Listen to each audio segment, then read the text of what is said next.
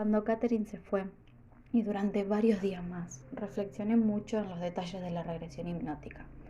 Reflexionar es natural en mí. Muy poco de los detalles que emergieran de una hora de terapia, incluso de las normales, escapaban a mi obsesivo análisis mental, y esa sesión difícilmente podía considerarse normal.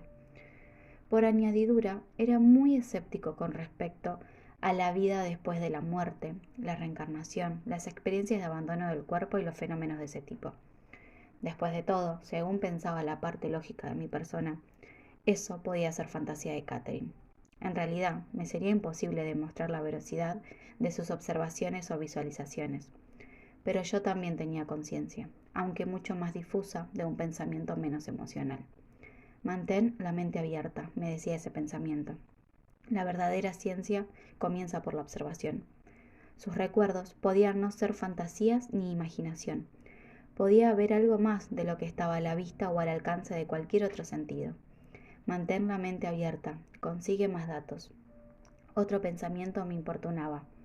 Catherine, tan propensa a temores y ansiedades desde siempre, ¿no tendría demasiado miedo de volver a someterse a la hipnosis? Resolví no llamarla. Que ella también dirigiera la experiencia. Esperaría a la semana siguiente. Unas semanas después, Catherine entró alegremente en mi consultorio para la siguiente sesión de hipnosis. Hermosa de por sí. Estaba más radiante que nunca. Me anunció feliz que su eterno miedo a ahogarse había desaparecido. El miedo a asfixiarse era algo menor. Ya no la despertaba la pesadilla del puente que se derrumbaba. Aunque había recordado los detalles de su vida anterior, aún no tenía el material realmente asimilado. Los conceptos de vidas pasadas y reencarnación eran extraños a su cosmología. Sin embargo, sus recuerdos eran tan vívidos, las visiones, los sonidos, los olores, tan claros, tan poderosa e inmediatamente la certeza de estar allí, que debía haber estado. La experiencia era tan abrumadora que ella no lo ponía en duda, pero se preguntaba cómo conciliar eso con sus creencias y su educación. Durante esa semana yo había repasado el libro de textos de un curso de religiones comparadas que había seguido en mi primer año en la Universidad de Columbia. Había ciertamente referencias a la reencarnación en el Antiguo y en el Nuevo Testamento. En el año 325 d.C., el emperador romano Constantino el Grande, junto con Helena, su madre, habían eliminado las referencias a la reencarnación contenidas en el Nuevo Testamento. El Segundo Concilio de Constantinopla, reunido en el 553, confirmó ese acto y declaró herética la idea de la reencarnación. Al parecer, consideraban que esta idea debilitaría el creciente poder de la Iglesia al conceder a los seres humanos demasiado tiempo para buscar la salvación. Sin embargo, las referencias originarias habían existido. Los primeros padres de la Iglesia aceptaban el concepto de la reencarnación.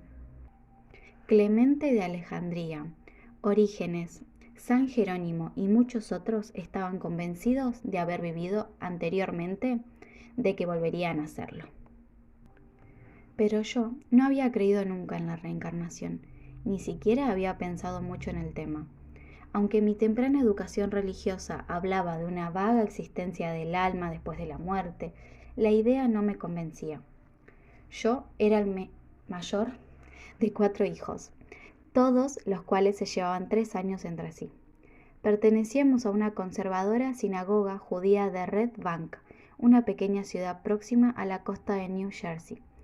Yo era el pacificador y el hombre de estado de la familia.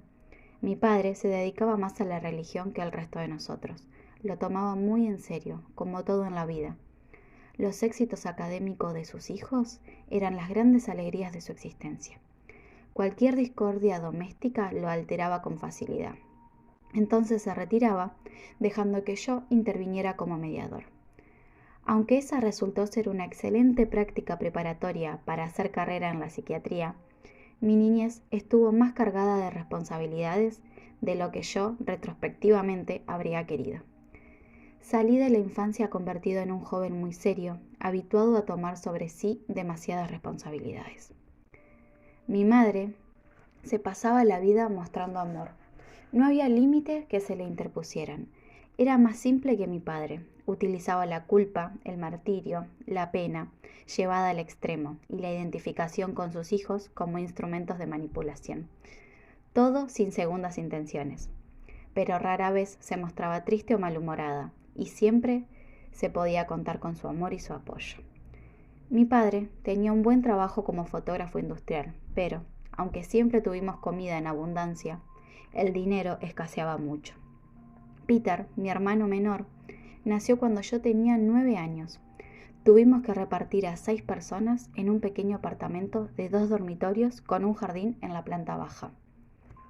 Esa pequeña vivienda, la vida era febril y ruidosa. Yo buscaba refugio en mis libros. Cuando no leía interminablemente, jugaba al béisbol o al baloncesto, las otras pasiones de mi niñez. Sabía que el estudio era el modo de salir de esa pequeña ciudad, por cómoda que fuera, y siempre ocupaba el primer o el segundo puesto de mi clase. Cuando la Universidad de Columbia me otorgó una beca completa, yo era ya un joven serio y estudioso. El éxito académico siguió siendo fácil. Terminé los estudios de química y me gradué con honores. Decidí entonces dedicarme a la psiquiatría, pues esa actividad combinaba mi interés por la ciencia con la fascinación que sentía por el funcionamiento de la mente humana.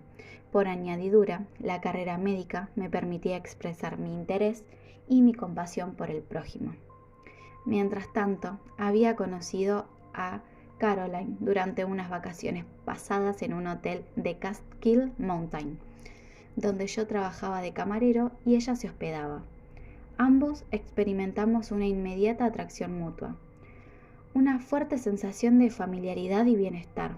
Intercambiamos cartas, nos frecuentamos, nos enamoramos, y cuando empecé mi carrera ya estábamos comprometidos. Ella era inteligente y hermosa. Todo parecía estar acomodándose. Pocos jóvenes se preocupaban por la vida, la muerte y la vida después de la muerte. Yo no era la excepción. Estaba dedicada a la ciencia. Aprendía a pensar de manera lógica y desapasionada, a exigir demostraciones. La carrera de medicina y la residencia en la Universidad de Yale hicieron que cuajara todavía más en mi método científico. Mi tesis de investigación versó